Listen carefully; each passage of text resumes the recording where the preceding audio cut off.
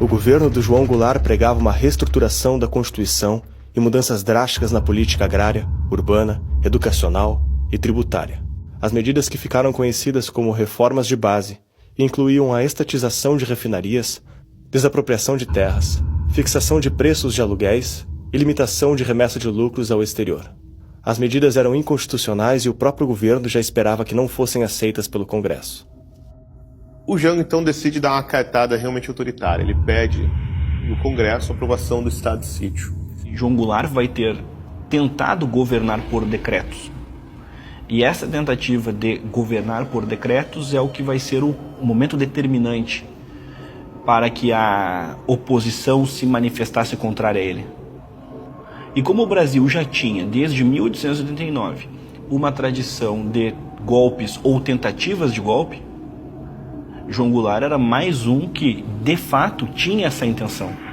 Quer dizer, clima assustador se cria, porque o João Goulart é um presidente fraco, um presidente que não consegue solucionar os problemas, então ele acha que a solução para ele é se juntar com a extrema-esquerda, que quer cavalgá-lo, exatamente como o Comintern recomendava, né? Esta era a ideia, um querendo cavalgar o outro.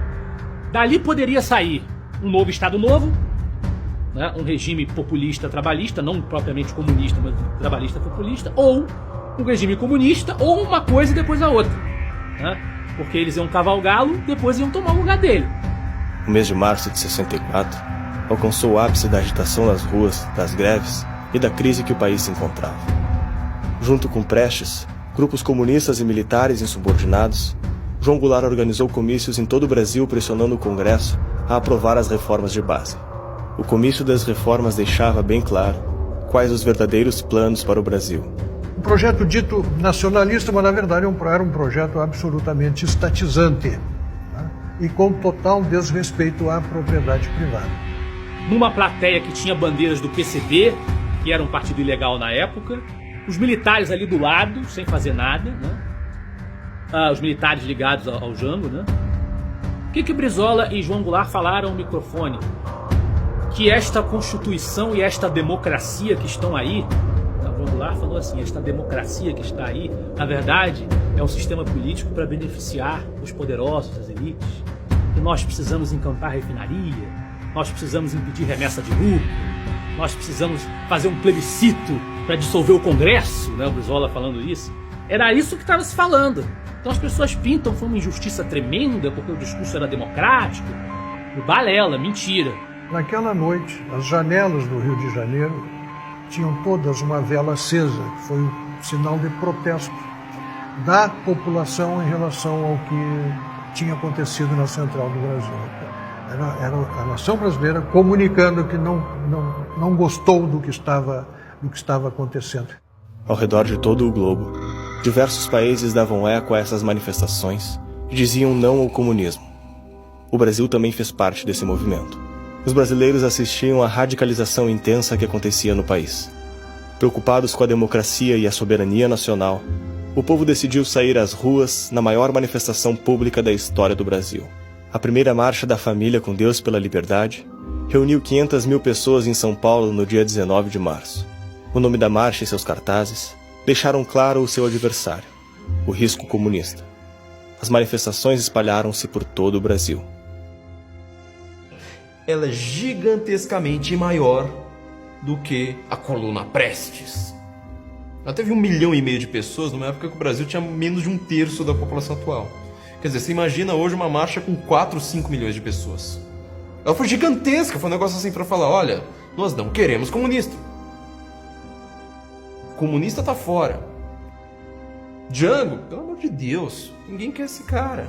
Tem fotografias de jornais de Santos das pessoas dizendo, né, Santos contra Cuba, não é? Santos contra o comunismo. Sério, é esse tipo de cartaz. O Brasil, a cor da bandeira é verde e amarela, isso não é novo. E eles se reuniram, a Rádio Jornal do Brasil, a Rádio Tupi e a Rádio Globo. E aí vieram as estações do interior, aderiram a este programa diário, defendendo a democracia e alertando para o golpe que as esquerdas planejavam com o apoio do presidente João Goulart. O Brasil inteiro estava a favor de 64. Toda a imprensa, a igreja, todo mundo. E o Brasil sofria uma de suas piores crises. Greves sobre greves, ameaça de guerra civil, caos quase incontrolável, deterioração econômica e financeira, indisciplina invadindo os quartéis, inflação galopante, forçando para o alto, praticamente a cada semana, os preços de tudo. Foram momentos terríveis. O mundo, num de seus melhores períodos de prosperidade. E o Brasil, uma triste presença entre as exceções. Apontado como devedor difícil, de chapéu na mão, mendigando apoio. Falava-se em matar, em fuzilar, em destruir. A união de pelegos e comunistas afiava suas armas. E tudo indicava que nos próximos dias, ou nas próximas horas, brasileiros se lançariam contra brasileiros. No norte, no nordeste, no sul, nas cidades, no campo, em toda parte. Foi no último instante, quase no momento derradeiro. E quando o país estava à beira da guerra civil, quase em pleno caos, alguma coisa aconteceu. E as Forças Armadas, elas próprias, mais do que ameaçadas, foram chamadas, praticamente intimadas, a cumprir a missão que o momento lhes impunha. Restabelecendo a ordem e livrando o país dos trapos vermelhos que ameaçavam sufocá-lo.